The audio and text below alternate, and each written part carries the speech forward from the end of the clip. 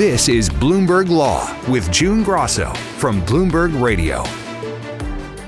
You cannot erase our history. Yes, it is flawed. Yes, it is imperfect. Philadelphia's mayor praised a federal judge's ruling ordering the Trump administration to restore the displays with references to slavery at the president's house site in the city. Last month, National Park Service workers pried off 34 panels about the 9 people enslaved by George Washington at his former home.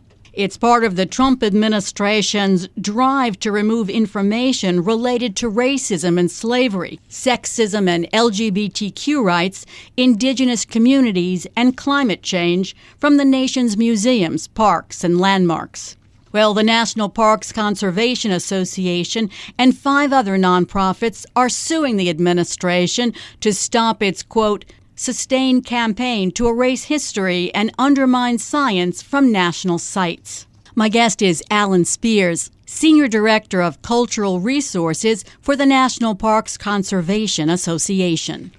Alan, will you give us the timeline of the Trump administration's effort to remove certain information about slavery, sexism, climate change, etc., from national monuments? So we're in February of 2026 right now, and this process got started shortly after President Trump was reelected and re-entered the White House.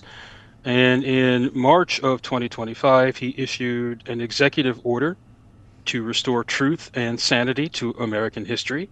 And that was followed 2 months later by a secretarial order, SO 3431, issued by Secretary Doug Burgum, Secretary of the Interior, that essentially operationalized the president's executive order for all of the agencies in the Interior Department, including the National Park Service. And so a quick review of that history had QR codes placed in national parks so that visitors could tattle on National Park Service employees if they found that the interpretation at a site was a little bit too left-leaning or, in their view, denigrated Americans. And that was followed by an order for National Park Service staff to assess everything in their interpretive inventories, whether it was related to race or gender or climate science. Anything that might run afoul of the secretarial order or the president's executive order, they were required to put that on a list and submit that list to the Interior Department. And those lists were filled out and then submitted over the course of the end of the summer of 2025. And then in the fall of 2025, we kind of went into a hiatus where we heard some things were being removed, other things weren't being touched. People were considering what was on the list. And then we got started with a bang in January when we saw the National Park Service take down the displays at the President's House at Independence National Historical Park in Philadelphia. And we have also seen other signs that were taken down, a sign on sea level rise at Fort Sumter, signs about climate change at Acadia National Park, a couple of videos at Lowell National Historical Park in Massachusetts that talked about the pollution of the industrial era and the challenging work environment for some of those young women, girls who were working in the mills in Lowell during the Industrial Revolution in this country. And we've seen signs about Native history and culture that have been removed from the Grand Canyon. And we're hearing stories, anecdotal evidence of the fact that there is a large list of sites out there, many of whom have commemorative or interpretive materials that are related to the African American experience, either slavery or civil rights, that are on somebody's list. And we may yet see additional operations coming from the Trump administration, from the Secretary of the Interior, from the National Park Service to remove or erase or censor or sanitize elements of our shared national narrative as it is interpreted by our National Park Service. Is it any reference to slavery, LGBTQ rights, climate change, etc.? How are they deciding what's objectionable? Are there any parameters? Oh, that's a great question. There is no transparency in this process. And so as an advocacy organization, the National Parks Conservation Association is engaged in a game of whack-a-mole where we've got something happening at Independence Park in 1 week, and then something happening at the Medgar and Murray Evers home potentially the next week. And so it goes. So there is no transparency. There doesn't seem to be any process. And sometimes we've got directives coming down from above, get rid of this, or we've got people in national parks who themselves are trying not to get in any kind of trouble, thinking, all right, maybe we ought to take that down, or that program that we were going to have on enslaved people in the Underground Railroad, maybe let's postpone that. But the challenge right now is we don't have a clear sense of exactly what's happening, so it makes it really difficult to react to that.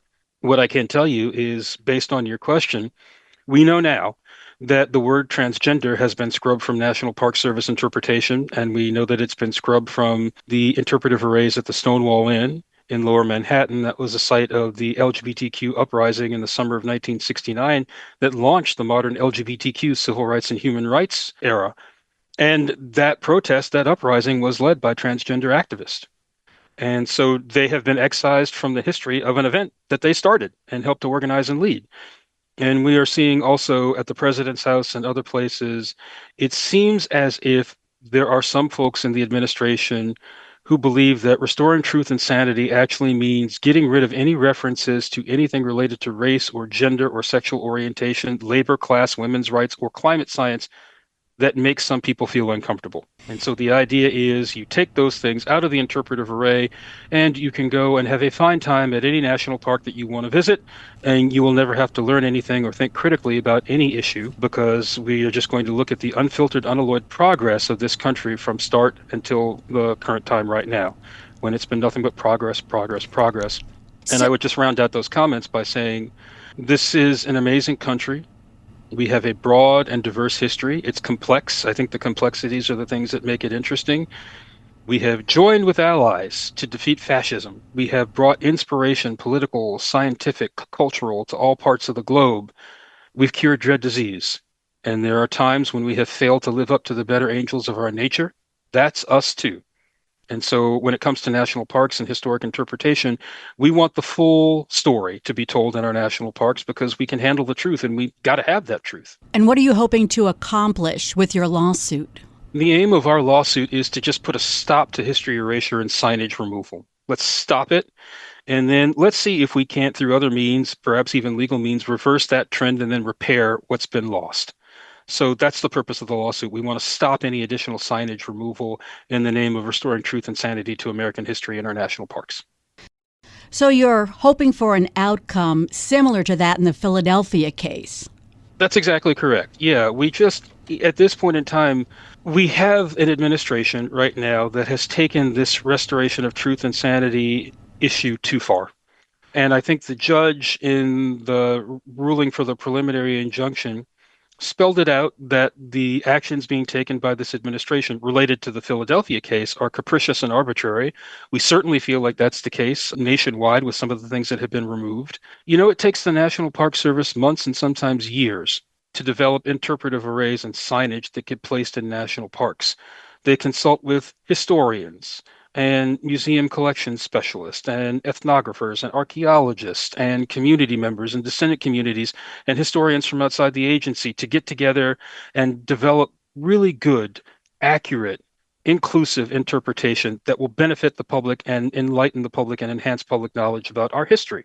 What's happening right now is it seems that somebody's in charge of an algorithm that anytime it finds anything in a brochure on a National Park Service interpretive sign that mentions the word slavery or the initials LGBTQ, it gets yanked out or it gets flagged for removal. That's not a rigorous historical academic process. And I think it's hurting us more than it's helping us at this point in time. Again, we've got a very complex story. We benefit when we're able to learn about where we've come from and about the breadth and depth of the contributions that people from a variety of backgrounds have made to this country to make us the people that we are today. So you describe this as a game of whack-a-mole. You don't know where, in what national park, some information is going to be taken down. So even if you get a judge's order, how will that be enforced? Well, that's a good question. That is also something for the lawyers and the legal teams to figure out. And, you know, once a ruling is made, we would hope that everybody would abide by the law and by the findings. And the idea is we have, at this point in time, a problem that goes well beyond signage. And I think that's the challenge that we've got right now and that we're trying to communicate to the public. So if, let's say, the installation about enslaved people that came with George Washington and served his family in Philadelphia when he was president, let's say those signs are removed and they stay down. We lose an opportunity at that site to have a conversation about the issue of slavery and its place in the founding era of this country. And let me tell you, George Washington, as our president, deserves a world of credit because he's the guy that helped to establish our democratic traditions. When he got to the end of his second presidential term, he was standing next to some people who were elbowing him and saying, General, you know people with muskets. We know people with muskets. We can keep you in this position for as long as you'd like to be the supreme leader of this nation. And Washington, to his credit, said, no. I believe in civilian leadership and peaceful transition. We're going to have an election. We're going to let the next person come in and take over the presidency. So our democratic traditions extend to George Washington and his ability to be that self-effacing. And he was also a guy who owned several enslaved Africans. And I think we need to be at a place where we can walk, chew gum, and think difficult thoughts all at the same time. And so what we hope through this lawsuit is to suggest to the administration and to the people in America that this is an important issue. We don't need to erase our history. We don't need to hide from our history. We benefit, all of us, by being able to think critically about things that happened in our past that still very much influence us to this day. So in that regard, the lawsuit starts with the notion of stopping history erasure and signage removal, but it goes well beyond that. It's a much more important and challenging issue that we're facing right now. Alan, I'm curious about something. So websites have been scrubbed of information about slavery, sexism, climate change, etc. Is that erased information stored somewhere so you can restore it right away when you get a judge's order? Or do you have to go through some other kind of process to develop the information again? It's a little bit like the novel Fahrenheit 451, where the people wander around in the woods and they've memorized all the poetry and the science and the literature, and they share those oral histories with young people so that at some point in time in the future they can come back and maybe republish all the books that have been burned. We're not quite at that stage at this point in time, but we do have an organization called Save Our Signs. And we do have people who have taken photographs of websites, screen captures of websites. So we do have a sense of before and after. And I think there will be the ability to rebuild and repair. But I would also tell you this. There were some reports or some people who suggested that the National Park Service at the president's home in Philadelphia were ripping down these displays and maybe even tossing them into garbage cans. That's not what happened. They were taken down carefully. They have been put in a place whereby, as they have been ordered by a judge at some point in time, we hope to see them restored to their rightful place at the president's home, display on enslaved people. And so we do have ways that we can recover this information, even if it has been sanitized or erased from a website. But the lawsuit that we have initiated is to make sure that we don't lose anything else. Any closing thoughts? We've got people who are concerned about history being a little bit too woke. But I'll tell you from my own personal perspective that when I do my ancestry research, it only takes me about 2 generations to get back to my first enslaved ancestor.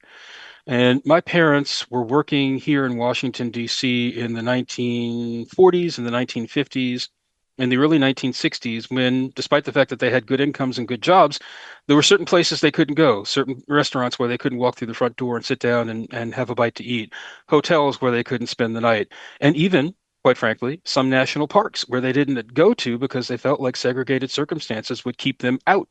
So for me, this isn't DEI, this isn't woke, it's my family history. And that history for my family and other families needs to be respected, and it needs to be maintained as part of our shared national narrative. Preserving our history is so important. Thanks so much, Alan, for joining me today. I hope you'll come back again. That's Alan Spears, Senior Director of Cultural Resources for the National Parks Conservation Association.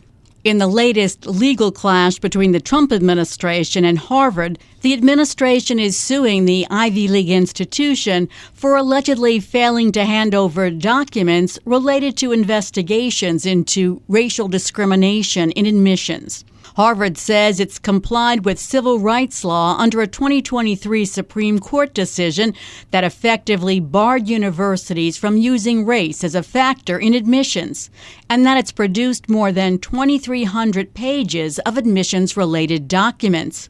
But the administration wants more at the applicant level. The Trump administration has aggressively targeted elite universities by withholding federal grants over alleged anti-Semitism, as well as racial and ideological diversity.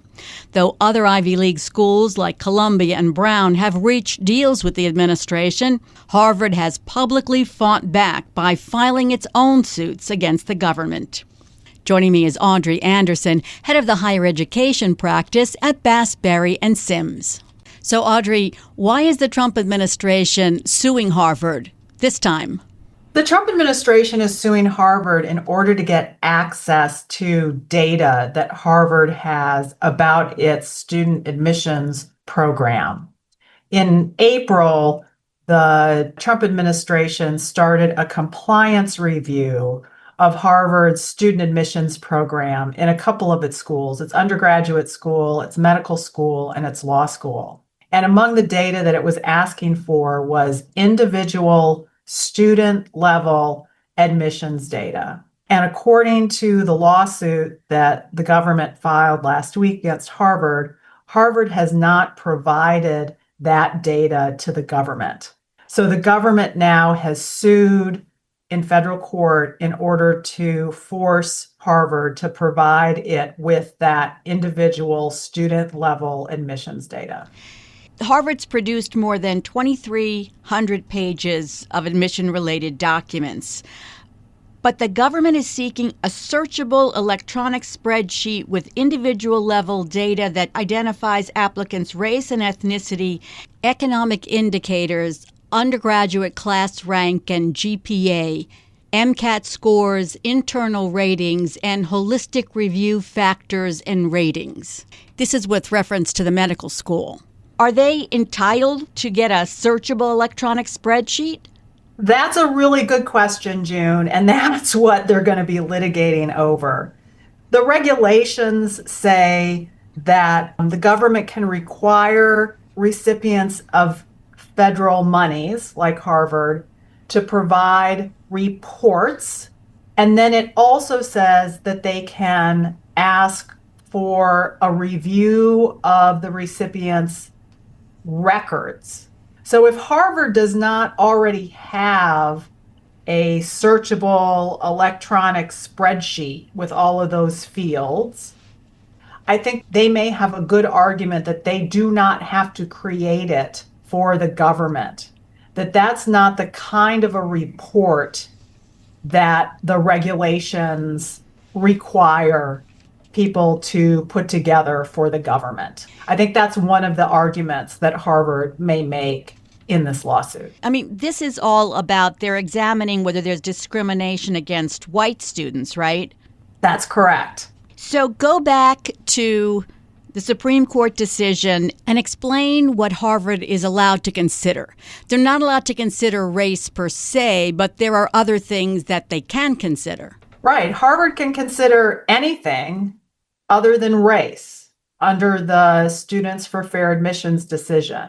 The issue is that the government believes two things. The government believes, first of all, that Harvard is using some race-neutral things like socioeconomic status, like maybe geographic factors, as what we call proxies for race. That what Harvard has done is said, you know what, if we admit a bunch of low-income people, that will get us the racial balance that we want. If Harvard's doing that, that's illegal. However, if Harvard is saying, you know what, it's good for our class if we have people who are from all over the United States, and it's good for our class if we have some people who are from the city and some people who are from suburbs and some people who are from rural areas, that's not illegal. Even if that ends up getting them the racial balance that they want, if they do it because they want a balance of people from different areas, that's not illegal. The government, though, wants this data because they want to be able to prove that Harvard is using these race-neutral factors for a racial purpose. So is the government entitled to, for example, essays that the students write? I think that that's another good question. They're entitled to reasonable data. And so the court is going to have to figure out what's reasonable. I mean, the complaint that the government has filed says that the government needs applicant level data to determine whether Harvard is complying with the Students for Fair Admissions case. I'm not sure that that's even true. If Harvard has provided all of its policies, all of its procedures for admitting students, for example, and let's say that those procedures say you're not to consider race, and the people who read applications don't have available to them the race of applicants. I think there might even be an argument to be made there that without some kind of reason to open a full-on investigation, the government isn't entitled to more data. That's probably a stretch of an argument. But what's really interesting to me, June, is that the government, since the Trump administration, has said that in enforcing Title VI, which is the law we're talking about here, no race discrimination if you receive federal funds, they are no longer going to pursue cases of what we call disparate impact. Disparate impact is you may have a racially neutral factor that has a disproportionate impact on, we used to think about it as racial minorities. So a classic case of that is a fire department that has a written test for firefighters to be promoted. The Department of Justice decades ago brought a bunch of cases against fire departments saying, look, you use this test, it's facially neutral, but when you use it, your numbers of Black and Hispanic people who can be promoted go way, way down. It has a disproportionately racial impact. And we get to look at that disproportionate impact and dig further to see if you really need to have that test. The government under Trump said, we're not going to pursue those kinds of cases. We don't care about disproportionate impact. But in the way they're going after Harvard, that's what they're doing. They want to look at disproportionate impact. Harvard, do these race neutral factors you are using in admissions have a disproportionate impact against white people? So I see it as really ironic that they're not calling it disproportionate impact, but they seem to be interested in using a disproportionate impact theory in college admissions when it hurts white people, but they're not going to use it in other areas where it hurts minorities. That's interesting. Coming up next on the Bloomberg Law Show, I'll continue this conversation with Audrey Anderson of Bass, Berry & Sims. Is the timing of this latest lawsuit a little bit suspect? I'm June Grasso, and you're listening to Bloomberg. The Justice Department sued Harvard University for allegedly failing to hand over documents related to investigations into racial discrimination in admissions. It's the latest legal clash between the Trump administration and the Ivy League institution. I've been talking to Audrey Anderson, head of the higher education practice at Bass, Berry & Sims. Is the timing of this lawsuit suspect? Because there was a report by the New York Times that Trump had dropped his demand for $200 million from Harvard. And then the president came out on Truth Social and announced that he was now seeking $1 billion in damages from the university, although he didn't say under what authority he'd be seeking that money. And then all of a sudden you have this lawsuit. So it seems like it's part and parcel of the same thing. Well, I think that's going to be one of the first arguments that Harvard makes, is that this is just more of the same. This is just more of the government's retaliation against Harvard for its speech. You know, Harvard right now has two lawsuits going on against the government, where one in the district court, they're both on appeal right now to the First Circuit Court of Appeals. But in both of those suits, it won on First Amendment grounds, saying that the government is just taking retaliatory measures against them because they have spoken out against the government's efforts on DEI and the government's efforts on foreign student visas. Also, adding to that, the Defense Department is severing academic ties to Harvard and ending professional military education fellowship at the Harvard Kennedy School of Government at the end of the current academic year. And that's within days of the suit.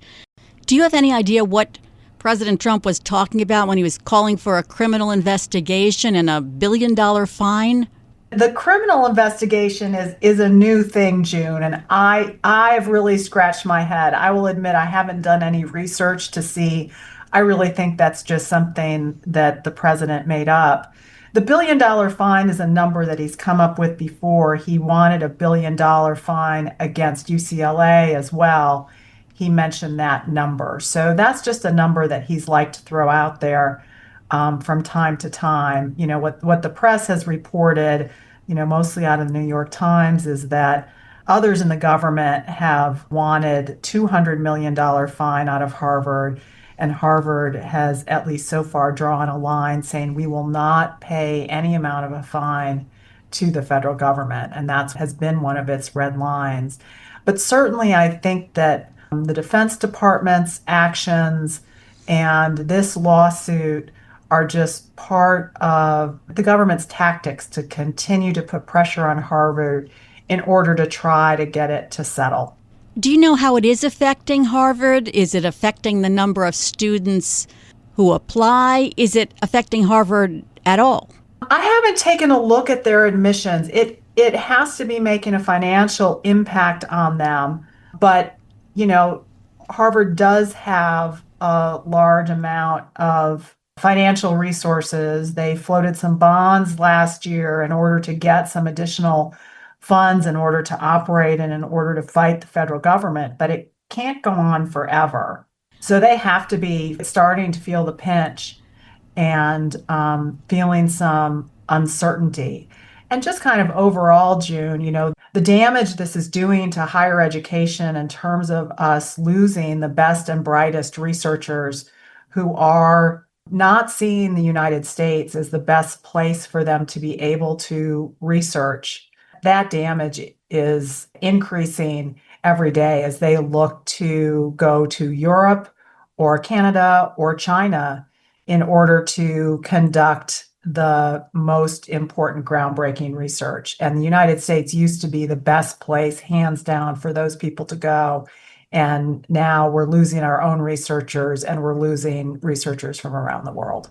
It's not only Harvard. The University of Pennsylvania is resisting a subpoena for information about employees who brought complaints about anti-Semitic discrimination and about those who are members of Jewish groups on campus. Yes, that one is really troubling to me, June. They want the University of Pennsylvania to give them lists of people who have been members of Jewish groups and who have participated in Jewish group activities so that the government can reach out, so that the government can reach out to those people individually and say, have you experienced any anti-Semitism while you're at the University of Pennsylvania? And the University of Pennsylvania said, hey, we're a little uncomfortable with that.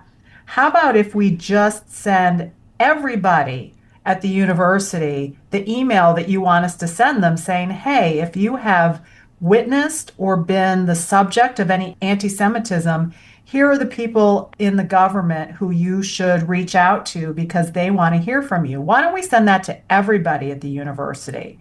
And the government is not satisfied with that. And I cannot for the life of me figure out why the government would not be satisfied with that accommodation and instead is insisting on getting a list of Jewish employees at the University of Pennsylvania. And the schools that settled, like Brown and Columbia, are they home free after that settlement and the government is not interfering with them anymore?